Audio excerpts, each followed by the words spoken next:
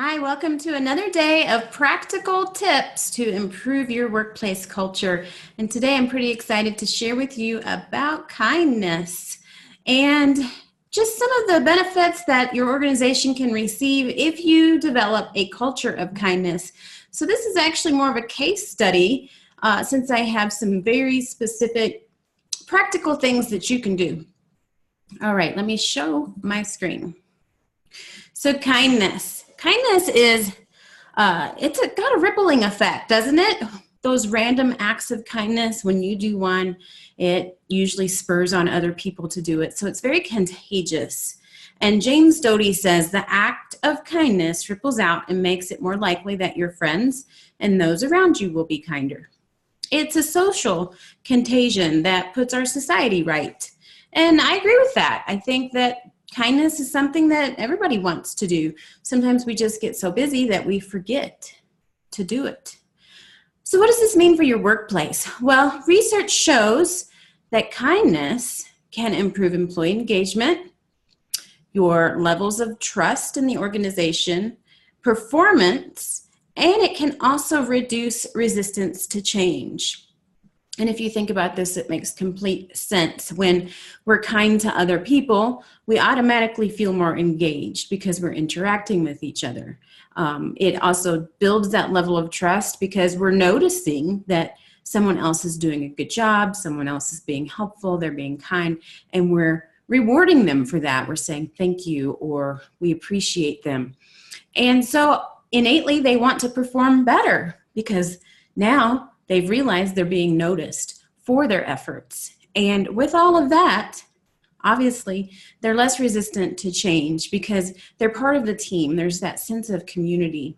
Let me jump right in. So this comes from a case study where it was a hospital in Canada looking to improve their workplace culture, looking to improve their employee survey scores. And what they decided to do was form a culture of kindness council. They found that kindness was something that they could easily do. It shouldn't cost a lot of money, and it shouldn't actually take a lot of effort other than just noticing. So fairly low involvement, let's say, as far as having to do something outside of the ordinary. And again, not too costly. So they found 5 ways to build this culture of kindness. First is they started this council, which was volunteers across the organization. All different levels in the organization, all different departments, and that is key. You need to make sure that within this, you have senior leaders who are supporting it and who are walking the walk. And some of their specific examples was to find out what's important to your employees and attend to it. And in this situation, they found out that employees were worried about their stability of their job. There had been some layoffs, and they wanted a better career path defined.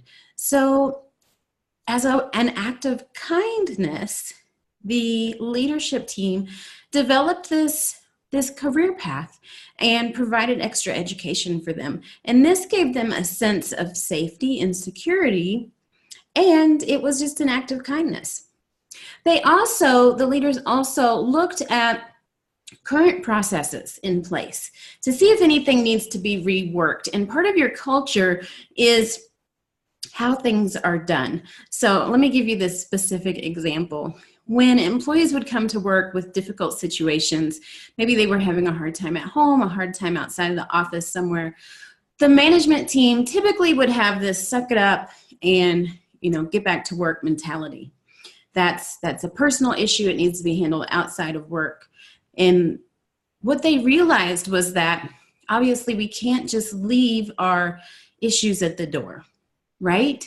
So they changed this process, whether it was a written process or an unwritten process. They consciously changed it to, instead of get over it, to let's talk about it. And just that shift throughout the organization showed the employees that their leadership team cared about them, and they were able to openly talk about some things with their management team. All right, so that's from the leadership perspective. From the employee perspective, they said engage employees from all levels of the organization, from all departments. And part of this council, they defined what kindness was. What does it mean to them? What does it look like? And they identified the principles or pillars of kindness in their organization. Now, this might be different for your organization, but this idea is that the hospital identified 4 pillars, and here they are: dignity and respect, communication, collaboration, and sense of community. And then they spent time intentionally figuring out actionable ways to be kind with each of these 4 pillars. And then they took action. And they also found ways to measure this. So this council, although it was made up of volunteers throughout the organization, they were very active. And they committed to do these random acts of kindness each day. And since they're contagious, then it just caught on. And people throughout the organization continued to do these random acts of kindness. All right. So building dignity and respect through acknowledgement. This was one area that they noticed, one of the 5. And they wanted people to notice and acknowledge in the moment or soon after. So when you notice somebody being kind, or you notice somebody going the extra effort, you notice that. And maybe you just stop and say, hey, thank you. Thanks for doing that. Or you send them a note, handwritten note, or an email. And I have done this and so enjoy it when somebody takes time out of their day to send an email to you, just acknowledging what great work you've done, but copy the manager. And that way the manager of that person knows that this person's done a great job too. So it's a great way to just say, hey, I caught you doing a good job. Notice and acknowledge when team members, support staff, and anyone from any level goes the extra mile. So this is important too, because we oftentimes just think about those closest to us, but usually there's a support staff there too. And think about people at all levels, whether it's in this situation with the hospital, you have the janitorial staff, housekeeping, the kitchen staff, the allied healthcare workers, the CNAs, you have nurses, doctors, people at all levels. And because they start to interact with each other in this kindness way, it really starts to build that sense of community. And it lets, in this situation, it lets the nurses know that the doctors notice. It lets the housekeeping staff know that doctors and nurses notice. And when you start to get that different appreciation across levels in the organization, amazing things begin to happen. The collaboration really improves. They start to work together better. Engagement's at all-time highs.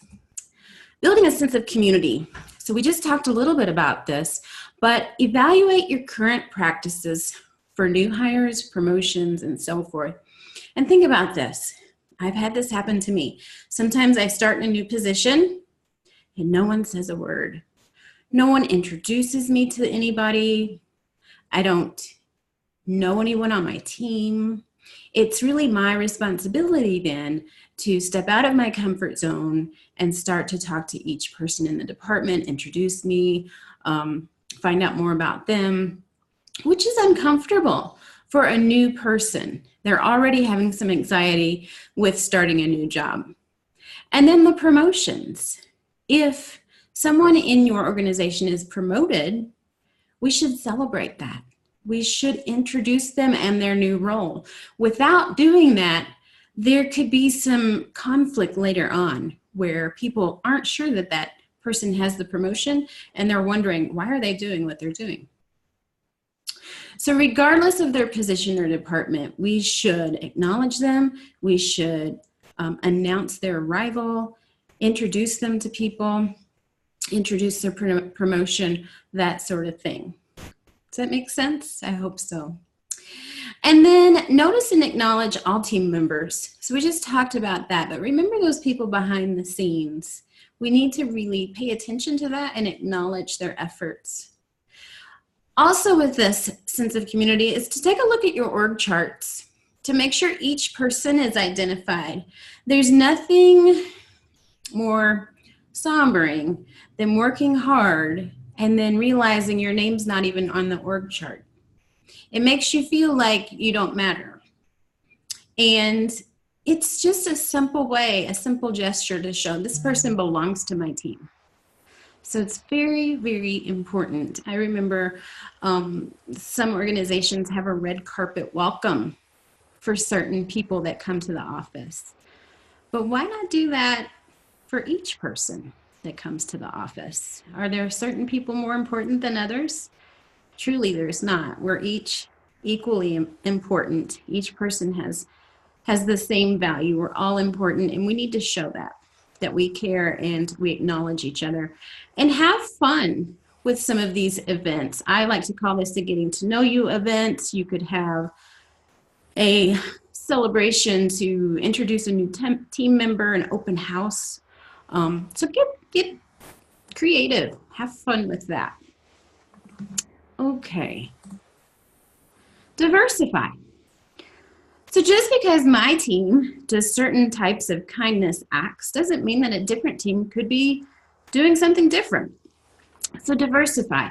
I like to say empower your teams to get creative and spend time, energy, and maybe even money. Maybe there's a budget for this to come up with ways to be kind.